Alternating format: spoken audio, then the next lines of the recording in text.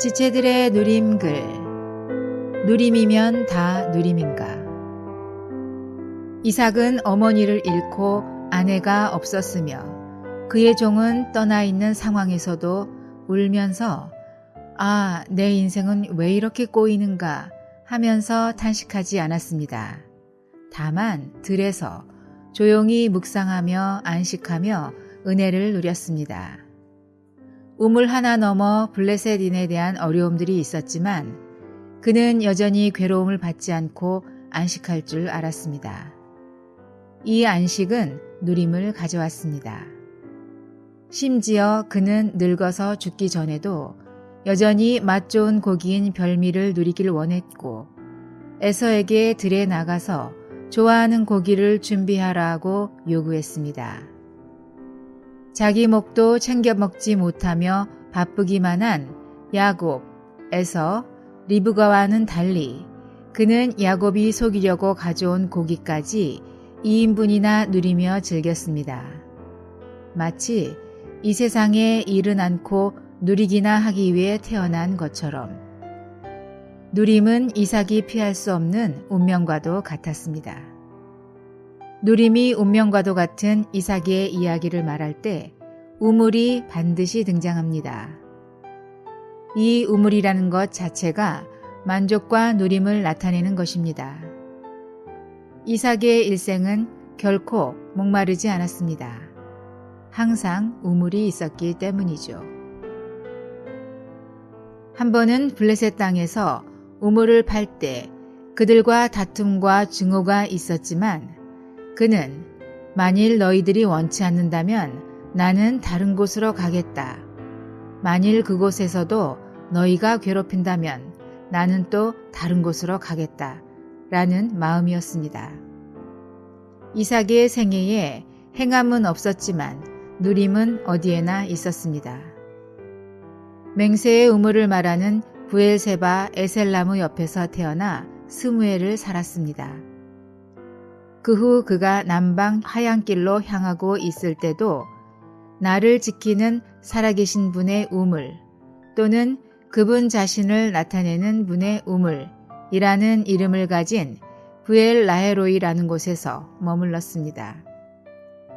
다툼이라는 뜻을 가진 에색에서 우물의 누림을 가졌고 증오, 대적이라는 이름을 가진 신나라는 곳에서도 우물이 있었습니다. 또 넓은 장소, 넓은 길이라는 뜻을 가진 르호봇의 우물을 거쳐 마지막으로 그가 돌아온 장소마저도 맹세의 우물인 부엘세바이었습니다. 여기에서 우리는 한 가지 중요한 공과가 있습니다. 그것은 여전히 합당한 위치가 아닐지라도 어떤 누림이 있을 수 있다는 것입니다. 이삭은 부엘 라헤로이에서조차도 여전히 하나님의 방문인 누림을 가졌습니다. 여기 라헤로리라는 곳은 은혜를 예표하는 사라를 피해 하갈이 도망한 곳입니다. 이것은 은혜의 위치를 떠났다는 그림을 보여줍니다. 그렇지만 이 광야에서도 하나님은 그녀를 방문하셨고 이것은 어떤 종류의 은혜를 가질 수 없는 것이었습니다. 그렇게 합당치 않은 땅 부엘 라헤로이에서도 어떤 누림은 있었습니다.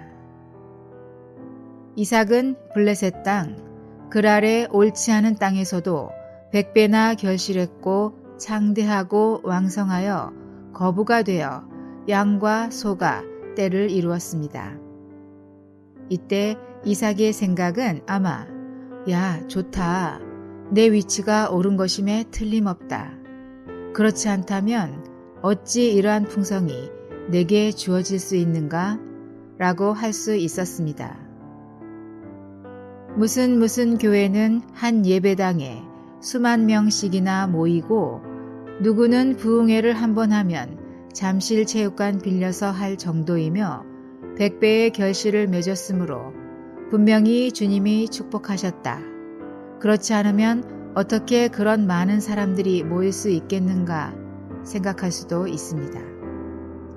그러나 이것이 결코 합당한 위치까지를 주장하지는 못합니다. 왜냐하면 거기는 하나님의 목적이 계시된 땅이 아니기 때문입니다. 여전히 블레셋 땅에서도 백배 결실, 심히 많은 노복, 헤아릴 수 없는 양과 소를 얻을 수 있기 때문입니다. 이 오류는 너무나 많은 종교인들이 갖는 오류입니다. 처음에 가졌던 어떤 생각이 있었습니다. 아, 이렇게 좋은 말씀이 회복되어 있는데 그 큰 교회에 치여 어찌 주의 회복은 적은 인수에 미미한가. 그러나 그러한 것이 결코 위치를 정당화시키지 못한다는 것은 진리의 말씀이 하나씩 각인되면서부터입니다. 밖의 외형이나 어떤 누림인 우물은 여전히 있을 수 있습니다. 과연 그 결실이 누구를 위한 것인가? 그 누림이 누구를 만족시키기 위한 누림인가? 내 자신의 누림을 위한 우물, 주님의 나타나심이 없고 하나님의 영원한 목적을 성취할 수 없는 우물은 넓은 길 중에 언제든지 쉽게 찾을 수 있도록 널브러져 있습니다. 그 길에는 다툼과 증오가 가득합니다. 그렇지만 그것조차도 하나의 우물입니다. 누군가를 만족시키는. 깊은 속에서 양심 안에서 가슴에 손을 얹고 과연 나의 누림이 하나님의 갈망을 위한 우물인가 한 번쯤은 진지하게 고려할 필요가 있습니다. 한 번은 이삭이 블레셋 땅 그랄로 내려갈 때 하나님이 친히 나타나셔 막으셨습니다. 너는 애굽까지 내려가지 말고 거기서 멈춰라. 그 이상 내려가면 안 된다. 그러나 그가 브엘세바로 돌아온 후 주님은 막기 위해서가 아니라 그분의 뜻을 열어 보여주시기 위해 나타나셨습니다. 이것이 얼마나 차이가 있는지. 내가 너와 함께 있어 내게 복을 주어 내 자손으로 번성케 하리라. 이삭은 즉시 단을 쌓고 주님의 이름을 부르고 장막을 쳤습니다. 이후 야곱이 베델에서 하나님의 이상을 본 것은 브엘세바에 근거한 것입니다. 어느 곳에서도 누림은 있을 수 있지만 오직 유일한 장소 브엘세바에서만 그는 약속을 받을 수 있었습니다.